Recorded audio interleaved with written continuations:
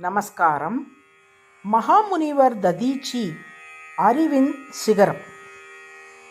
ஒரு காலத்தில் முனிவர் அதர்வா என்பவர் வாழ்ந்து வந்தார். அவர் அதர்வ வேதத்தை உலகுக்கு கொடுத்தவர். அவரது மகன் முனிவர் ததீச்சி. முனிவர் ததீச்சி தமது கடுமையான தவ சாதனைகளுக்காக மட்டுமல்ல, நித்திய உயிர் சக்தியின் அமிர்தம் எனப்படும் தெய்வீக ரசாயன அறிவில் அவர் பெற்றிருந்த அபார தேர்ச்சிக்காகவும் போற்றப்பட்டவர்.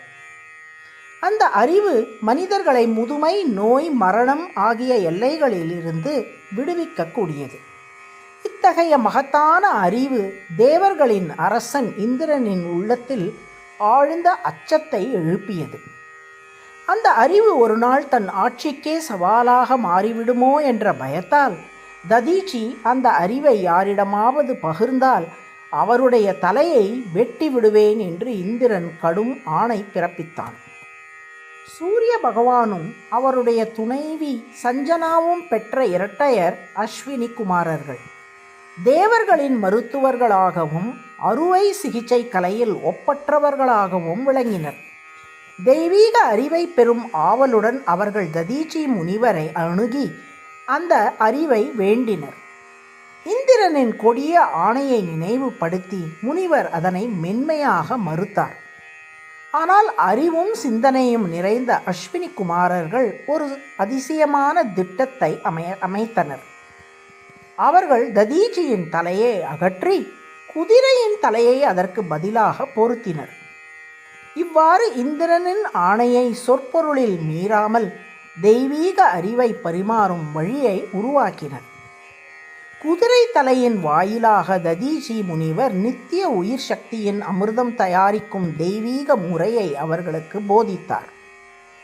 எதிர்பார்த்தபடியே இந்திரன் கோபத்துடன் இறங்கி வந்து குதிரை தலையை வெட்டினான்.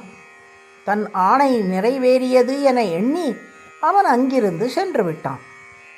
இந்திரன் சென்ற பின்பு அஸ்வினி குமாரர்கள் ததீச்சியின் மனித தலையை மீண்டும் பொருத்தி அவரை உயிர்ப்பித்தனர். முனிவர் எந்த சேதமும் இன்றி அமைதியாக எழுந்தார். இவ்வாறு அஸ்வினி குமாரர்கள் தெய்வீக அறிவை பெற்றார்கள். ததீச்சியும் எந்த அநியாயத்திற்கும் உள்ளாகாமல் பாதுகாக்கப்பட்டார். பின்னர் இந்திரன் தன் அகந்தை மற்றும் அவசரத்தால் தான் தவறிழைத்ததை உணர்ந்தான். அவனுடைய அகந்தை விலகிய போது அவன் மீண்டும் முனிவரை அணுகி தன் தவறுக்காக மனமாற மன்னிப்பு கேட்டான். ததீச்சி முனிவர் கருணையுடன் அவனை ஆறுதல் படுத்தினார். என் உள்ளத்தில் எந்த பகையும் இல்லை. இந்த அறிவு எதிர்ப்புக்காக அல்ல, தகுதியான விருந்தினருக்கு வழங்கப்படும் தர்ம கடமைக்காகவே பகிரப்பட்டது. இந்த நிகழ்வு ஏற்கனவே என் மனதில் மன்னிப்பாக உருவாகிவிட்டது என்று கூறினார்.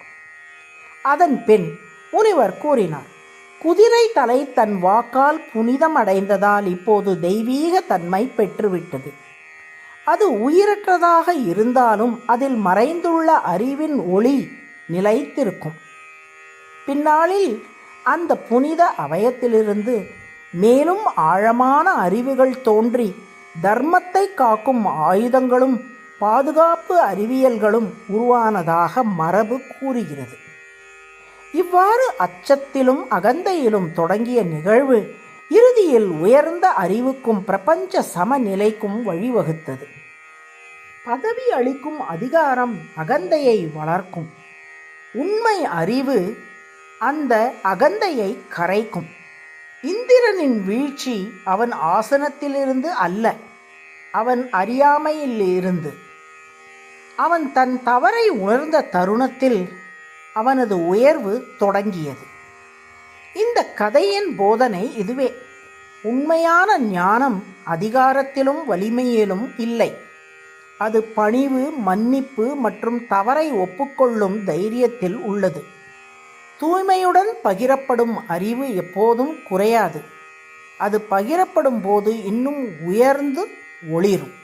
நாராயண நாராயண.